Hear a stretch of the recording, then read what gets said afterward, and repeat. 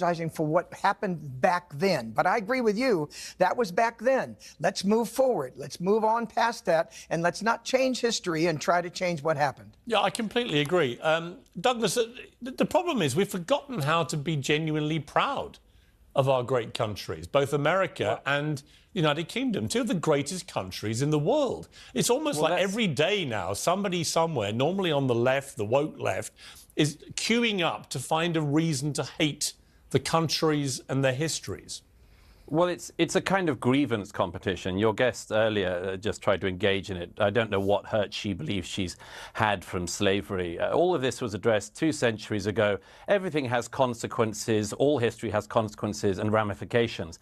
But, you know, if we were to play this fairly, we would at least look at all of the countries around the world that engaged in the slave trade who are simply not interested in any form of reparations. The Ottoman Empire, all the Arab countries who not just traded far more slaves than across the Atlantic, but castrated all the men so that there wouldn't be any more African slaves after them. They worked them to the bone. I see no interest across Africa in paying reparations for selling their brother and sister Africans into slavery or for working them to the bone to the present day. There is slavery across Africa today. In fact, there are more slaves in the world today than there were at the height of the transatlantic slave trade.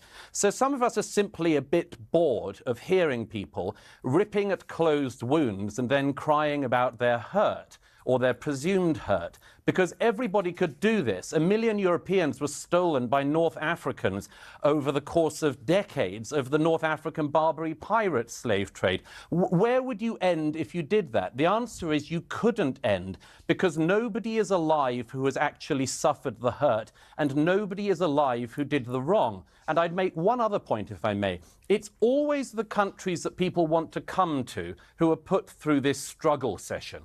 Britain, like America and France, are the most desired destinations for migrants worldwide and have been for centuries. Why is that? It's not because we're racist, it's because we're better. It's because we're good. It's because when we see racism, we actually call it out and recognize it as a sin. Try finding that across Africa. Try finding that across the Middle East or in China. Nobody would hear. So what we have is a situation where the more virtuous countries are presented as the worst countries. It's sick, and most of us are tired of it.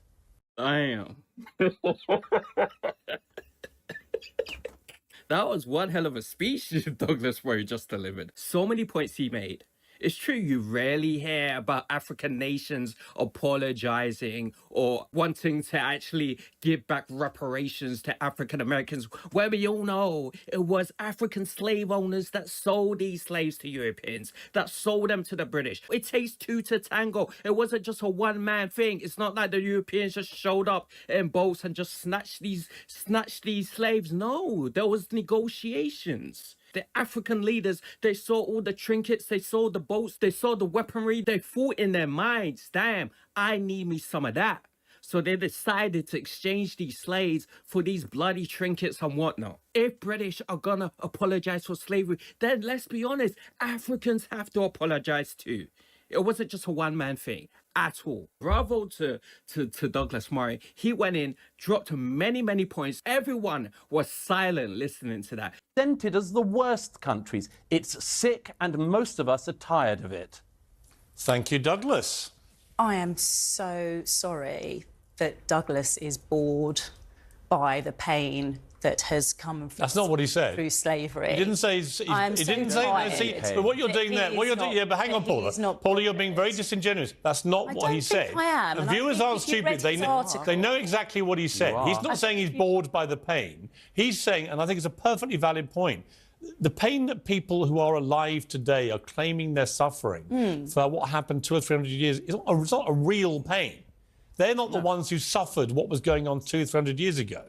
So in terms of justice for all, I mean, I think we'd all agree that there should be justice. Well, I'm not suffering from when the Normans invaded this country. Agree. I'm not suffering from what my ancestors went through. I noticed that I'm not being allowed to respond. Or from the Romans. In other words, where do you take this? I mean, should I now be feeling pain from what the Romans did to this country? In terms of slavery, I can take it to 2015, when the slave owners were compensated by the government. So I can take it to that extent. But where does your personal pain come? And I can say to you, that But I don't think that apologising is a bad thing. I think that apologising for a wrong is a good thing. I think that the Dutch royal family have done a fantastic thing in acknowledging what has gone wrong. Okay, I hear you, but look, I society. honestly think it'll make no difference at all. My bills still need to get paid. An apology is not going to solve that. And if you ask me, I'm not going to apologize for something I had nothing to do with. The woke left are pushing this insane agenda where you got to be apologetic, where you got to be sympathetic, where you got to be sensitive to every little issue. You got to be sensitive to race. You got to be sensitive to bloody gender, transgenderism. You got to be sensitive to every little thing.